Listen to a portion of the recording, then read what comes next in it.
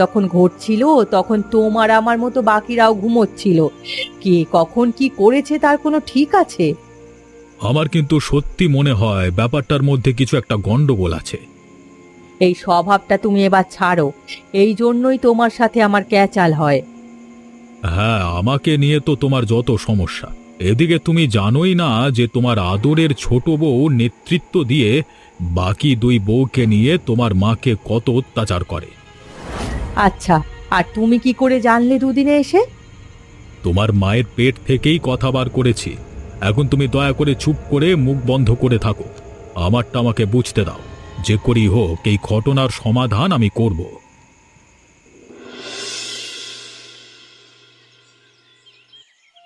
আরে বৌমায়েরা, কি রান্না হচ্ছে শুনি? মন ভালো নেই বাবা, হয়তো না খেয়েই থাকতাম, কিন্তু নিতান্ত তুমি বাড়িতে আছো, তাই দুটো ডাল ভাত রান্না করার চেষ্টা হচ্ছে। আমি কয়েকটা বিষয়ে কথা বলতে চাই। কোনো ভনিতা না করেই বলি যে তোমাদের ছলচাতুরি আমার কাছে আর গোপন নেই। আমি জানতে পেরেছি যে তোমরা শাশুড়িমার উপরে ভালোই অত্যাচার করো, আর আমরা আসবার পর আমাদের কাছে ভালো মানুষ সাজছ। আসলে পিসে মশাই, ব্যাপারটা... আমাকে কথা শেষ করতে দাও রূপসী। এই অসহায় বুড়ো মানুষটাকে তোমরা দিনের পর দিন অত্যাচার করেছ, কারণ ওনার মাথার উপরে কেউ নেই। ছোট ছেলেটা বজ্জাতি করে বিদায় নিয়েছে, আর তোমাদের বরেরা শুধু শহর থেকে পয়সা রোজগার করছে। টাকা দেওয়া ছাড়া সংসারের কোনো খোঁজ খবর নেওয়ার দায় পর্যন্ত তাদের নেই। আসলে আপনার কাছে আমাদের বলতে কোনো আপত্তি নেই। শাশুড়ি মা প্রচুর সম্পত্তির অধিকারী। উনি আমাদের বঞ্চিত করে সম্পূর্ণ সম্পত্তিটাই উনি ওনার ছোট ছেলে আর বৌমাকে লিখে দিয়েছেন। এই অবস্থায় আমরা কি বানের জলে ভেসে এসেছি বলুন? না বাবা না, এ ভুল ধারণা। কোনো সম্পত্তি আমি ছোট বৌমাদের নামে করিনি, আর সম্পত্তি তো আমার নামে নেই যে ওদের আমি দেব। এইসব তোমরা মিথ্যা ভাবছো। আমি বলছি, তোমরা বিশ্বাস করো। তাহলে তোমরা শুধু পয়সার লোভেই তোমাদের শাশুড়ির উপরে অত্যাচার করতে, তাই তো? আসলে এই স্বার্থপরতার পরিকল্পনা সবটাই ছিল চন্দ্রবীণার। সে এখন নেই, তাও আমাদের স্বীকার করতে লজ্জা নেই। এই সত্যটা বুঝলেন তো? বুঝতে পেরেছি। এক নম্বরের স্বার্থপর লোভী মেয়ে ছেলে। দেখো, যতদিন না সে ফিরে আসছে, পারলে নিজেদের পাপের প্রায়শ্চিত্ত করো, আর যদি না পারো তাহলে দেখবে ছোট বউয়ের মতো তোমাদেরও পাপের সমুদ্রে ডুবে মরতে হচ্ছে যত সব। দেখো, তুমি বলতে চাইছো ওই বুড়ো বুড়ি যতদিন না যাবে ততদিন আমাদের কাজ উদ্ধার হবে না? তাছাড়া কি করব বলো? আর কোনো উপায় নেই। উপায় কি কিছু আছে? উপায় একটা আছে। কি উপায়? দেখো, এখানে আমি নিতান্তই পেটে খেতে পাচ্ছি না। মাকে দিয়ে ছলচাতুরি করে সব সম্পত্তি লিখে নিয়েছিলাম ওর অজান্তিকে, এমনি না খেয়ে থাকবো বলে। একটা কাজ করতে হবে আমাদের। কি কাজ? নিজের বাড়িতে চুরি।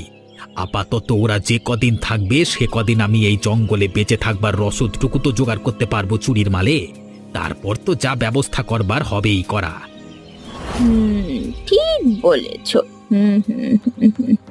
আর যদি বাবাল পড়ে যায়, ফেসে যায়, তাহলে তোমার ঠিকানা সবাইকে জানিয়ে দিয়ে এটা প্রমাণ করে দেব যে তুমি ব্যাটাটা মরনি, উল্টে লুকিয়ে নিজের বাড়িতেই আবার শীত কাটছো।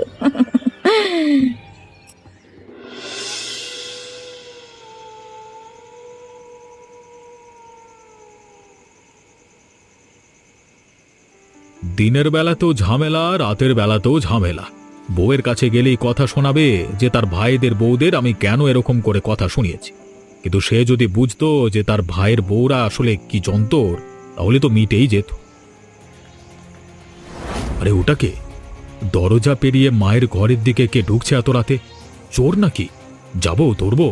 না না, থাক, ব্যাপারটা দেখি। হতে পারে এর মধ্যে রহস্যের সমাধান লুকিয়ে আছে। দাঁড়া বেটা, নিজেকে চালাক ভেবেছিস তো? আমি লুকিয়ে লুকিয়ে দেখব কি ঘটছে। চোর তো চুরি করলো, কিন্তু এর পেছনে মদত কার আছে ব্যাটার পেছু নিলে জানা যাবে।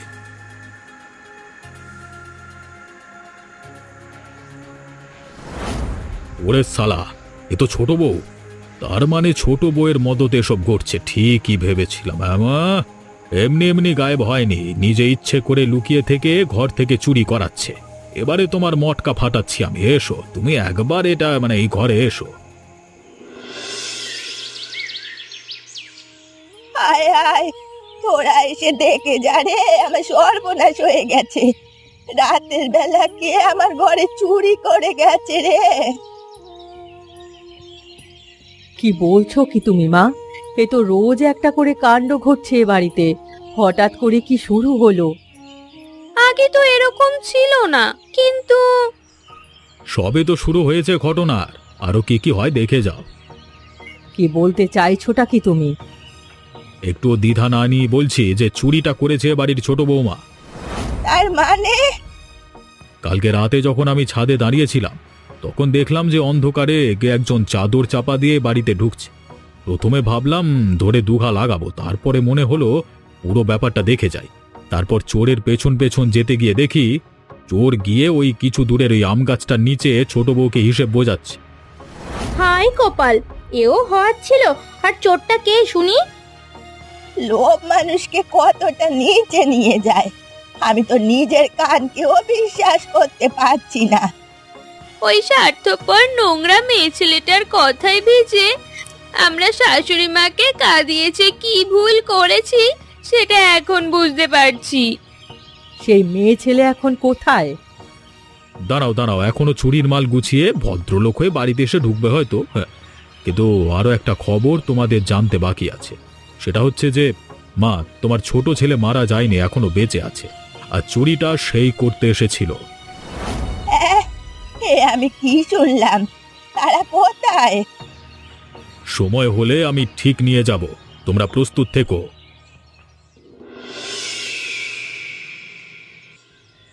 উফ, কি রকম দাও মারা গেল বলো। আহা, একদম খাসা। এবারে ভালোই ভালোই পুরো সম্পত্তিটা বাগাতে পারলে হয় তোমার বুদ্ধিমতো। হ্যাঁ, আরো একটা বুদ্ধি আসছে আমার মাথায়। কি বুদ্ধি শুনি? ওরা সবাই ভাবছে হয়তো তোমাকে কেউ তুলে নিয়ে গেছে, আর চারিদিকে তাই যদি রটিয়ে দেওয়া যায় যে তোমাকে মুক্তি দেওয়ার জন্য দস্যুরা মুক্তিপণ দাবি করেছে, এবং সেই টাকা এই জঙ্গলের মধ্যে দিয়ে গেলে তবেই তোমাকে ছাড়বে। আহা, তাহলে তো খেলা জমিয়ে যাবে। আমরা লুকিয়ে থাকবো গুহায়, ওরা টাকা রেখে বিদায় নিলে তুমি পেছনের রাস্তা দিয়ে বাড়ি চলে যাবে, আর টাকা আমি আমার কাছে রেখে দেবো। তাসের এক্কা হিসেবে তোমাকে ব্যবহার করেছি, সেটা তুমি বুঝতেও পারছো না।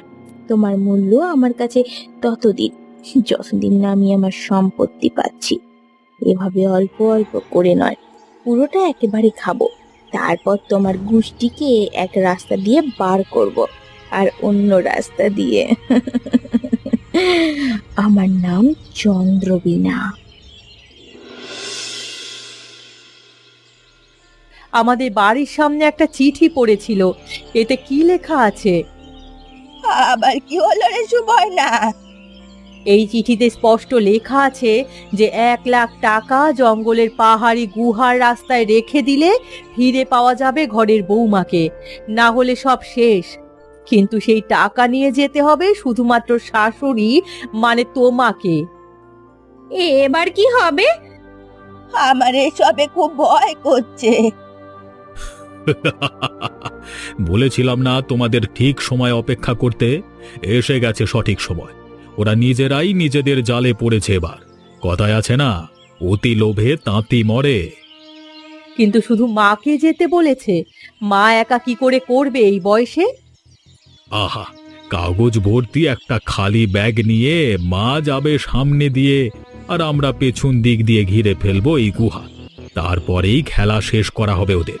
চুরি করবার পর এখন নিজেরাই নিজেদের ছাড়ানোর জন্য মুক্তিপণের টাকা চাইছে। আর কত খেলা দেখব।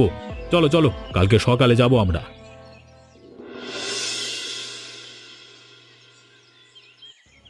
কিরে, এই জঙ্গলে থেকে থেকে একেবারে জঙ্গলি হয়ে গেছিস হরিপদ। তুমি তোমরা কিরে, ভূত দেখলি মনে হচ্ছে? হ্যাঁ, তা তো দেখবি। কি বৌমা, খেলাটা বেশ ভালোই খেলেছিলে, কিন্তু শেষ পর্যন্ত আর চালিয়ে যেতে পারলে না, তাই তো? চলে এসো মা, এরা ধরা পড়ে গেছে। উত্তর দাও, না হলে এই এই এই জঙ্গলই না পুঁতে রেখে যাব। উত্তর দাও বলছি, দাও উত্তর। কি হলো, কথা বলবি নাকি মার খাবি? চঞ্জাবি না? বলছি বলছি বলছি কি জানতে চাও বলো। সত্যিটা জানতে চাই আমরা। তোমরা যা ভেবেছো সব ঠিক। আমি নিজেই তোমাদের ছেলেকে ব্যবহার করেছি। ওকে অপবাদ দিয়ে এখানে লুকিয়ে রেখেছিলাম, কারণ ও সব সম্পত্তির মালিক। ওকে আমি লুকিয়ে রেখে সবকিছু নিজের নামে করে নিয়েছিলাম। তোমাদের আর ওকে ব্যবহার করে এই ঘর দোর জায়গা সম্পত্তি একবার নিজের নামে করতে পারলেই তোমাদের আর ওকে সবাইকে একসাথে তাড়িয়ে দিতাম। কিন্তু কিন্তু আমি এসে তোর পাকা ধানে মই দিয়ে দিলাম, তাই তো? কি রে হরিপদ, দেখেছিস তো কি কাল সাপের ভরসায় তুই এ কাণ্ড করেছিস? নিজের বাড়িতে কিনা রাতের অন্ধকারে চুরি করলি। ছি ছি ছি ছি ছি, কি ভাবছিস কি আমরা কিছু জানি না? ক্ষমা করে দাও তোমরা। এ রাক্ষসী ডাইনি মেয়েটার জন্য আমার মাথা ঘুরে গেছিল, তাই এসব করেছি। আমার নামে সম্পত্তি আছে, আমি ওকে একটুও দেব না। আমাকে তোমরা গ্রহণ করো, আমাকে তোমরা ফেলে দিও না, আমি বড় ভুল করেছি। ঠিক আছে, এ মুহূর্তে তুই ওকে এখানেই ফেলে আমাদের সাথে চল। আমাকে এখানে একা ফেলে যেও না, আমাকে আমাকে নিয়ে চলো। আমার ভয় করছে, জঙ্গলের পশু পাখি খেয়ে ফেলবে আমাকে, মরে যাব আমি, আমার ভয় লাগছে। তুই চুপ কর তুই। এটাই হবে তোর লোভের শাস্তি। দেখেছো তো লোভ করলে কি হয়। তোমরা দেখো আর আমাদের চ্যানেলটাকে সাবস্ক্রাইব করো। আমাদের এই গল্প কেমন লাগলো জানাতে ভুলো না, ঠিক আছে?